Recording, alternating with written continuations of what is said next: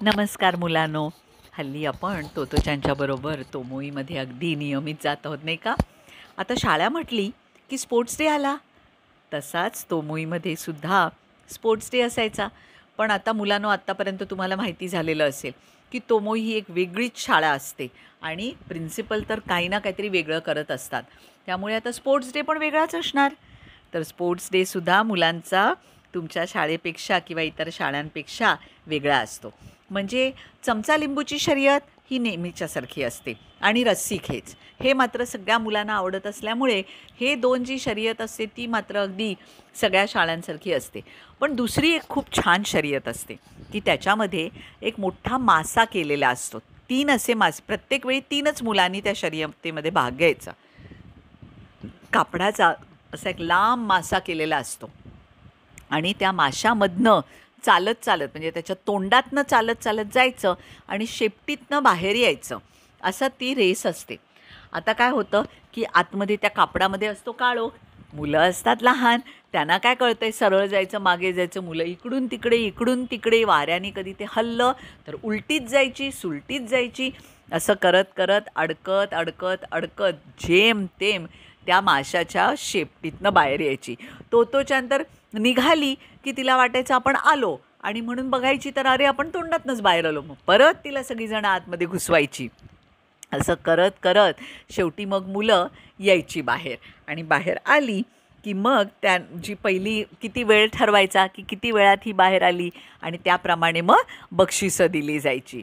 दुसरी एक मस्त शर्यत असते की एक ठेवलेली असते शिडी आणि त्या शिडीच्या मध्ये हे असतात की नाही, त्याच्यामधनं मुलांनी असं क्रॉल म्हणजे रांगत रांगत अशी ती उभी शिडी ठेवलेली असते आणि त्याच्यामधनं रांगत रांगत रांगत मुलांनी एका टोकामधनं बाहेर दुसऱ्या टोकामध्ये यायचं आणि मग धावत धावत पुढे जायचं. पुढे गेल्यानंतर एका मोठ्या अशा तसराळ्यामध्ये पाकिटं ठेवलेली असतात, त्याच्यातनं एक पाकिट निवडायचं. आता ह्या शर्यतीचं नाव असायचं आईला शोधा. आता त्या पाकिटामध्ये कुठल्याही मुलाच्या आईचं नाव लिहिलेलं असायचं. आता तोमोईमध्ये सगळी मुलं होती, सगळ्या मुलांच्या आई थोडी ओळखत असायच्या, म्हणून मग सगळे प्रेक्षक बसलेले असायचे तिथे. मुलांनी धावत धावत जायचं आणि मग हाक मारायचं, उदाहरणार्थ ताकाहाशीची आई. मग आई तिथे उभी राहणार आणि मग ती धावत धावत येणार. म्हणजे पालकांनीसुद्धा पूर्ण लक्ष द्यायला लागायचं, कारण आपलं नाव समजा कोणी पुकारलं आणि आपलं लक्ष नसेल तर असं नाही चालायचं, म्हणजे आपसात बोलायचं नाही. त्यामुळे मुलांनी पण लक्ष द्यायचं आणि पालकांनी पण लक्ष द्यायचं. अशी ही तर रेस एकदम मस्त असते. त्याच्यामध्ये पालकांनी लक्ष दिल्यामुळे कधीकधी काय व्हायचं की फक्त आईची नावं असायची असं नाही, कधीकधी कोणाच्या भावाचंच नाव निघायचं, कधीकधी कोणाच्या बाबांचंच नाव निघायचं. असं पण मध्ये मध्ये मुद्दामून हेडमास्टरनी केलेलं असतं. अशी मजा असते. आता काय होतं, आपल्या सगळ्यांना माहिती आहे की ताकाहाशी हा नवीन मुलगा आलेला आहे आणि त्याचे पाय थोडासा असा शॉर्ट आहे, त्याचे पाय पण थोडे बुटके आहेत. तर कार प्रेसमध्ये पटापट अजून मुलं शोधत आहेत की डोकं कुठे आणि त्याचे शेपटी कुठे, तोपर्यंत तो शेपटीतनं बाहेर पण आलेला असतो. प्रत्येक रेसमध्ये धावत धावत आपल्या बिटुकल्या पायांवरती धावून प्रत्येक रेसमध्ये तो पहिला येतो. असं बघा आता मुलांनो की अपंग असूनसुद्धा त्याच्यामध्ये ही क्वालिटी असते, हे टीचरनी त्यांच्यामधनं हेरून घेतलेलं असतं. म्हणून सगळीजणं त्याच्यासाठी खूप टाळ्या वाजवतात. पण काहींना वाटतं आपण आता पुढच्या वर्षी जास्त मेहनत करू, आपण ताकाहाशीला मागे सोडू, पण त्याचं कौतुक पण सगळीजणं करतात. आता दुसरी गोष्ट, बक्षिसं कुठली असतात मुलांनो? ओळखा पाहू, तुम्हाला ओळखताच येणार नाही. आपण म्हणतो की स्पोर्ट्स डेच्या दिवशी पेन्सिली असतात, रखोड रबर किंवा पुस्तकं किंवा वह्या कोणी दिलेल्या असतील. नाही, ही तोमोई म्हणजे वेगळीच शाळा आहे. तर ह्या शाळेमध्ये काय देतात माहिती आहे का? भाज्या. हो, भाज्या देतात. म्हणजे कोणाला कांद्याची पात मिळते, कोणाला पालकची जुडी मिळते, कोणाला कॅबेजच मिळतो म्हणजे मोठा कोबी, कोणाला फ्लॉवर मिळतो. अशा प्रत्येकाला भाज्या मिळतात. ज्यांना जास्त बक्षिसं मिळालेले असतात त्यांना खूप भाज्या मिळतात.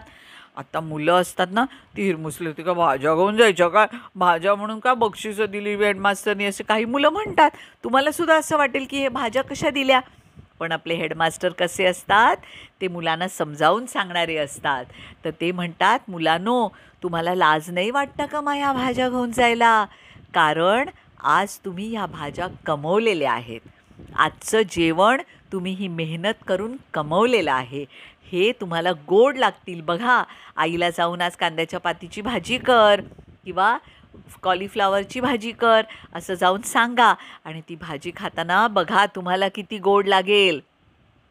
हे सगळं ऐकल्यानंतर मुलांचे डोळे उघडतात.